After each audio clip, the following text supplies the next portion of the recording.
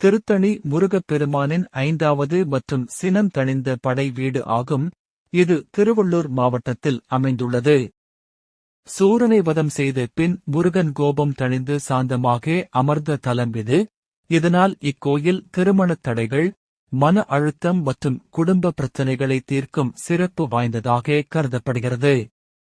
முருகனின் அறுபடை வீடுகளில் திருத்தணி, தணிகை 5வது படை வீடாகும். திருச்செந்தூரில் சூரனை வதம் செய்த பிறகு முருகன் சினம் தணிந்து சாந்தமான இடம் இது. மலைக்கோயிலுக்கு செல்ல 365 படிகள் உள்ளன. இது ஆண்டின் 365 நாட்களையும் பக்தர்களுக்கு ஆண்டின் அனைத்து நாட்களிலும் அருள் வழங்குகிறார் என்பதையும் குறிக்கிறது. இங்கு முருகன் வள்ளி மற்றும் தெய்வானையுடன் காட்சியளிக்கிறார். வள்ளியை முருகன் காதல் திருமணம் செய்து கொண்ட தலம் இது. வேலை வாங்கிய தலம். முருகப்பெருமான் வள்ளியை மணக்க விநாயகர் முருகனுக்கு உதவி செய்ததால் இத்தலத்தில் விநாயகருக்கு சிறப்பு முக்கியத்துவம் உண்டு.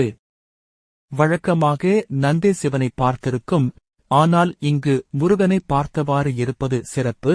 இதனை பார்த்தால் செய்த பாவம் நீங்கும் என நம்பப்படுகிறது. அருணகிரிநாதரால் திருப்புகழில் பாடப்பெற்ற தலம். முத்துச்சாமி தீட்சிதராலும் பாடப்பட்ட தலம். இக்கோயிலை தணிகை முருகன் கோயில் என்றும் அழைப்பர்.